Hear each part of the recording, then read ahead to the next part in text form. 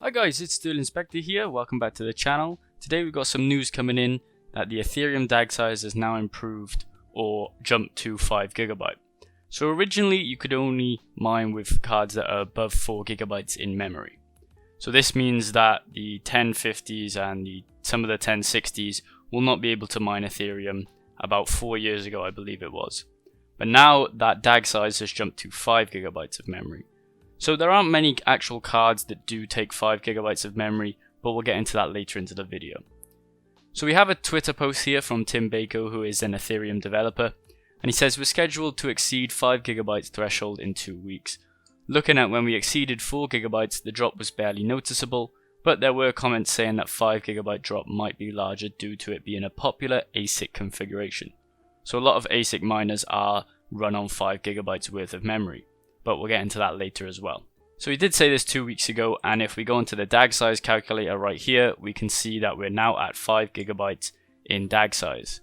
The epochs is 512, and this was hit today around 2 hours ago, I believe. So if we look here down by Ethereum, we can see that the current gigabyte is 5GB right here, and it's past the 2GB, 3GB, 4GB, and 5GB now.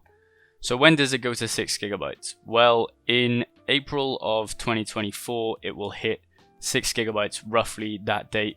It will hit 6GB, and that means that anything over 6GB will be allowed to mine, but anything under 6GB will not be allowed to mine. Obviously, with the Ethereum merge coming in, I can't see this happening unless the merge just gets stopped. Then we won't ever see a 6GB DAG size on the Ethereum network. Now it's interesting to look at the Ethereum Classic one because I think they had a rollback on their DAG size, and right now it's at 3GB. It just hit 3GB, and it's going to hit 4GB. So that's all the 1060s and 1050 cards in the 2nd of August 2025. So we've got 3 years until that actually hits, and we'll probably see that because Ethereum Classic is not switching over to proof of stake. Right here we have a Reddit post on r/ether mining, and it just says that the DAG size is about to change. 2GB passed, 3GB passed, 4GB passed, and the 5th gigabyte is going to come on the 17th of August. It says hopefully we'll see difficulty fall off the face of a cliff. Well, that's probably not going to happen, and we'll take a little look at that in a minute. So there was concerns around a year ago on this forum. This is Voscoin's forum. It says, I've been looking into purchasing a Jasminer X4, and I just discovered a major concern. Per BT miners, this state, as its only 5GB RAM capacity, it could only mine Ethereum till around June 2022.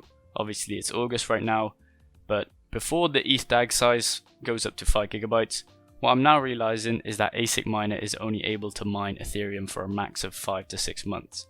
Then it can only mine Ethereum Classic after that, which I think is one half of the profitability of Ethereum. I'm aware that Ethereum's proof of stake transition later in 2022-2023, but Ethereum family coins will surpass DAG size of 5GB as well. Can anyone shed some light on this? And then it just goes into, valid concerns, and it just comments on the gigabyte size passing.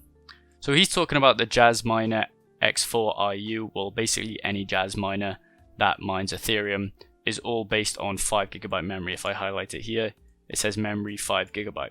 Jasminers are really popular in the ASIC kind of realm for Ethereum. There's normally 3 Ethereum miners, which is Jasminer, Antminer, and iPolo. So the Jasminer is like 1/3 of all the Ethereum ASICs. So we were suspected to see a hash rate drop off or something of that. So with the Jasminer taking up 1/3 of the Ethereum's hash rate, we should see a drop off of hash rate.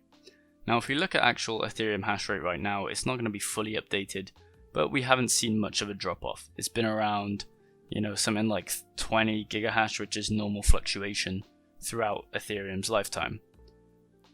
And also, as it said in that post on Voscoin's forum, it said about the difficulty. Hopefully it drops off the face of the earth or whatever. I think it was on Reddit, sorry, not on the Voscoin forum.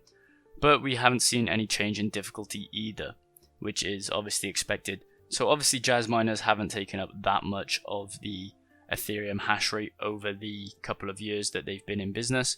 And obviously we've got a very heavy GPU dependent system on Ethereum as well. So it's kind of rumored that around 50% is ASICs, 50% is GPUs.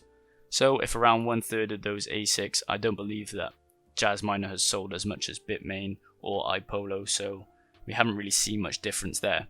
And then if we look here, there actually are 5GB cards that will be taken off the network if you have a 1065GB. Obviously these are good for mining, very good efficiency on the Ethereum network and on other coins, but they'll be now taken off the network because they're 5GB memory size.